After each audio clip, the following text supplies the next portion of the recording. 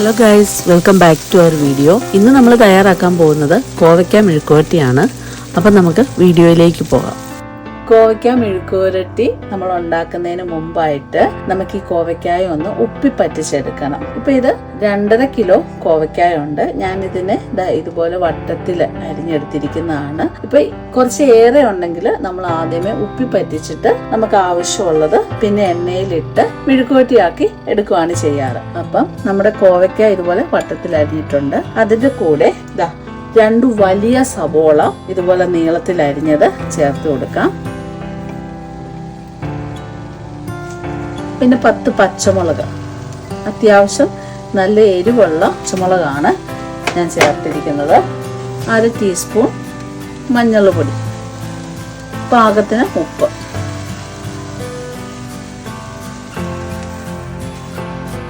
ഇനി ഇതിനെ നല്ലപോലെ ഒന്ന് മിക്സ് ചെയ്യുക.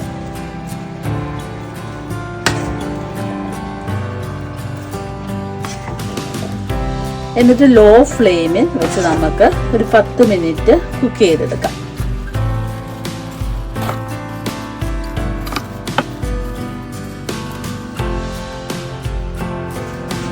ലോ ഫ്ലെയിമിൽ അടച്ചു വെച്ച് ഒരു 10 മിനിറ്റ് കുക്ക് ചെയ്യാം. ഇപ്പോൾ ഒരു 10 മിനിറ്റ് ആയിട്ടുണ്ട്. നമുക്ക് തുറന്നു നോക്കാം. ഇതിൻ്റെ ഇടയ്ക്ക് ഇളക്കി കൊടുക്കേണ്ട ആവശ്യമൊന്നുമില്ല. ലോ ഫ്ലെയിമിൽ വെച്ചാണ് കുക്ക് ചെയ്യുന്നത്. അതുപോലെ തന്നെ ഈ കോവയ്ക്കായിൽ നിന്നും സവോളയിൽ നിന്നും ഒക്കെ ഉള്ള വെള്ളം കൂടെ ഇറങ്ങി കഴിയുമ്പോഴത്തേക്ക് അടിക്കൊന്നും പിടിക്കത്തില്ല. അപ്പം നമ്മുടെ കോവയ്ക്ക ഒരു ഹാഫ് കുക്കായിട്ടുണ്ട്. വെജിറ്റബിൾ ഒക്കെ ഒരുപാട് അങ്ങ് കുക്ക് ചെയ്യേണ്ട ആവശ്യമില്ലല്ലോ. ഇനി ഈ വെള്ളം ഒന്ന് വറ്റുക. തുറന്ന് വെച്ച് തന്നെ നമുക്ക് ഈ വെള്ളത്തെ ഒന്ന് വറ്റിച്ചെടുക്കാം.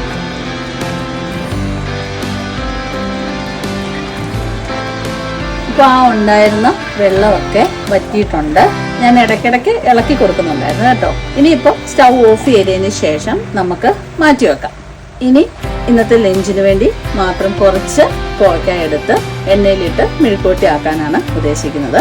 ബാക്കിയുള്ളത് നമ്മൾ 2 കണ്ടെയ്നറിലാക്കി ഫ്രിഡ്ജിൽ വെക്കുകയാണെങ്കിൽ ഒരാഴ്ചയോളം നമുക്ക് വേണ്ട സമയത്തെടുത്ത് എണ്ണയിലിട്ട് മെഴുക്കുവരട്ടി ആക്കിയാൽ മതിയല്ലോ. അപ്പോൾ ഇനി നമുക്ക് മെഴുക്കുവരട്ടി തയ്യാറാക്കാം. 2 ടേബിൾ സ്പൂൺ എണ്ണ ഒഴിച്ചു കൊടുക്കാം. വെളിച്ചെണ്ണ 2 ടേബിൾ സ്പൂൺ. ഇനി കടുക് ഇട്ട് കൊടുക്കാം. കടുകൊക്കെ പൊട്ടി വരുന്നുണ്ട്. അപ്പോഴത്തേക്ക് ഒരു 3 കറിവേപ്പിലയും കൂടെ ചേർത്ത് കൊടുക്കുക.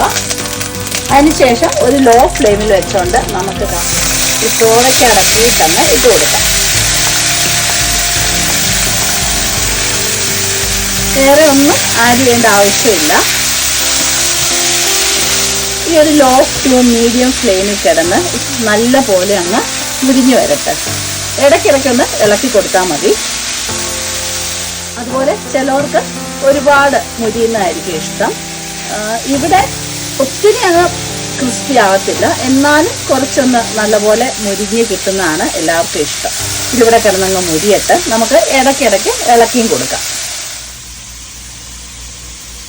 അപ്പോൾ നമ്മുടെ ബാക്കിയുള്ളത് ഇവിടെ ഞാൻ നേരത്തെ പറഞ്ഞതുപോലെ കണ്ടെയ്നറിലാക്കി വെച്ചിട്ടുണ്ട്. ഇനി ഇത് നല്ലപോലെ തണുത്ത് കഴിയുമ്പോഴത്തേക്ക് അടച്ച് ഫ്രിഡ്ജിൽ എടുത്ത് വെക്കുകയാണെങ്കിൽ നമുക്ക് ഒരാഴ്ച ഒരു 1.5 ആഴ്ച വരെയൊക്കെ ആവശ്യം വരുമ്പോൾ എണ്ണയിലിട്ട് മെഴുക്കുവരട്ടി ആക്കി എടുത്താൽ മതിയല്ലോ.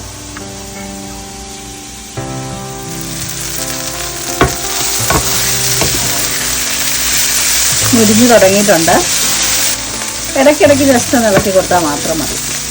ഇച്ചിരിയും കൂടെ ഒന്ന് മുരിയണം. അത് കഴിയുമ്പോൾ നമുക്ക് സ്റ്റൗ ഓഫ് ചെയ്യാം.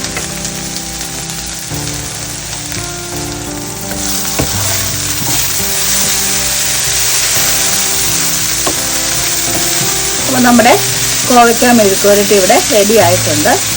ഈ ഒരു പരുവത്തിലാണ് ഞങ്ങളിവിടെ മുരിയിപ്പിച്ചെടുക്കുന്നത്. ഇത് കൂടുതലങ്ങ് മുരിയിപ്പിക്കാറില്ല.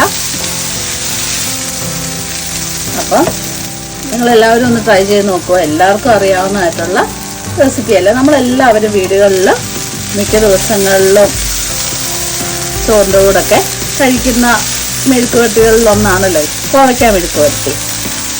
അപ്പോൾ വീണ്ടും പുതിയൊരു വീഡിയോയിൽ കാണുന്നത് വരെ എല്ലാവർക്കും ബൈ, ടേക്ക് കെയർ.